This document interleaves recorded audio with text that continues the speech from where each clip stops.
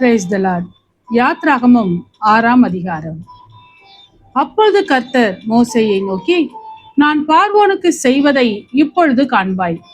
பலத்த கையை கண்டு அவர்களை போகவிட்டு, பலத்த கையை கண்டு அவர்களை தன் தேசத்திலிருந்து துரத்தி விடுவான் என்றார். மேலும் தேவன் மோசேயை நோக்கி, நான் யெகோவா, சர்வ வல்லமையுள்ள தேவன் என்னும் நாமத்தினால் நான் ஆபிரகாமுக்கும் ஈசாக்குக்கும் யாக்கோபுக்கும் தரிசனமானேன். ஆனாலும் யெகோவா என்னும் என் நாமத்தினால் நான் அவர்களுக்கு அறியப்படவில்லை. அவர்கள் பரதேசிகளாய் தங்கின தேசமாகிய கானான் தேசத்தை அவர்களுக்கு கொடுப்பேன் என்று நான் அவர்களோட என் உடன்படிக்கையையும் ஏற்படுத்தி இருக்கிறேன். எகிப்தியர் அடிமை கொள்ளுகிற இஸ்ரவேல் புத்திரரின் பெருமூச்சையும் நான் கேட்டு என் உடன்படிக்கையை நினைத்தேன். ஆதலால் இஸ்ரவேல் புத்திரரை நோக்கி, நானே கர்த்தர், உங்கள் மேல் எகிப்தியர் சுமத்தின சுமைகளை நீக்கி நான் உங்களை விடுவித்து உங்களை அவர்கள் அடிமைத்தனத்தினின்று நீங்களாக்கி ஓங்கிய கையினாலும் மகா தண்டனைகளினாலும் உங்களை மீட்டு உங்களை எனக்கு ஜனங்களாக சேர்த்து கொண்டு உங்களுக்கு தேவனாய் இருப்பேன். உங்கள் மேல் எகிப்தியர் சுமத்திய சுமைகளை நீக்கி உங்களை விடுவிக்கிற உங்கள் தேவனாகிய கர்த்தர் நான் என்று அறிவீர்கள். ஆபிரகாமுக்கும் ஈசாக்குக்கும் யாக்கோபுக்கும் கொடுப்பேன் என்று நான் ஆணையிட்ட தேசத்தில் உங்களை கொண்டு போய் அதை உங்களுக்கு சுதந்திரமாக கொடுப்பேன். நான் கர்த்தர் என்று அவர்களுக்கு சொல் என்றார். இந்த பிரகாரமாக மோசே இஸ்ரவேல் புத்திரருக்கு சொன்னான். அவர்களோ மனமடிவினாலே கொடுமையான வேலையினாலும் மோசேக்கு செவி கொடாமற் போனார்கள். பின்பு கர்த்தர் மோசேயை நோக்கி, நீ எகிப்தின் ராஜாவாகிய பார்வோனிடத்தில் போய் அவன் தன் தேசத்தில் இருந்து இஸ்ரவேல் புத்திரரை போக விடும்படி அவனோட பேசு என்றார். மோசே கர்த்தருடைய சன்னிதானத்தில் நின்று, இஸ்ரவேல் புத்திரரே, எனக்கு செவி கொடுக்கவில்லை. பார்வோன் எனக்கு எப்படி செவி கொடுப்பான்? நான் விருத்த சேதனம் இல்லாத உதடுகள் உள்ளவன் என்றான். கர்த்தர் மோசேயோடும் ஆரோனோடும் பேசி இஸ்ரவேல் புத்திரரை எகிப்து தேசத்திலிருந்து அழைத்து கொண்டு போகும்படிக்கு அவர்களை இஸ்ரவேல் புத்திரரிடத்துக்கும் எகிப்தின் ராஜாவாகிய பார்வோன் இடத்துக்கும் கட்டளை கொடுத்து அனுப்பினார்.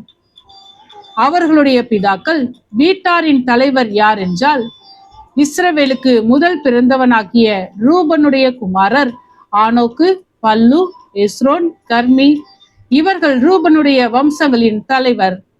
சிமியோனின் குமாரர் எமுவேல், யாமின், ஓகாத், யாகின், சோகார். கானானிய ஸ்திரீயின் குமாரனாகிய சவுல். சிமியோனுடைய வம்சங்களின் தலைவர் இவர்களே.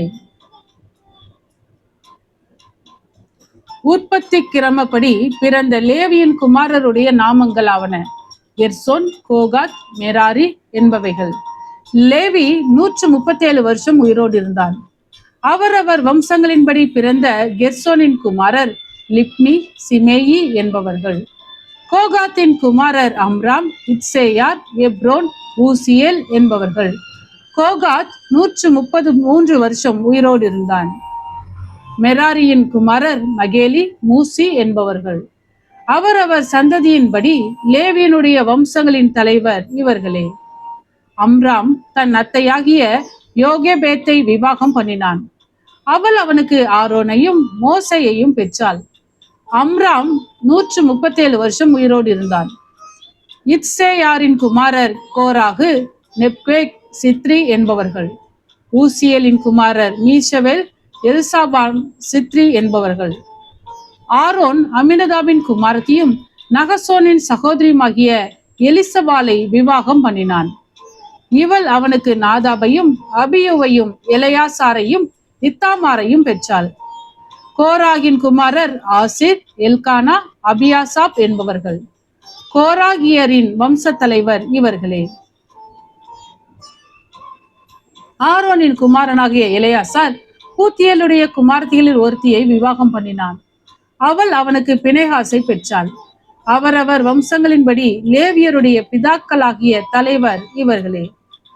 இஸ்ரவேல் புத்திரரை அணி அணியாய் எகிப்து தேசத்திலிருந்து நடத்தி கொண்டு போவதற்கு கர்த்தரால் கட்டளை பெற்ற ஆரோனும் மோசேயும் இவர்களே. இஸ்ரவேல் புத்திரரை எகிப்திலிருந்து நடத்தி கொண்டு போவதற்கு எகிப்தின் ராஜாவாகிய பார்வோனோடே பேசின மோசேயும் ஆரோனும் இவர்களே.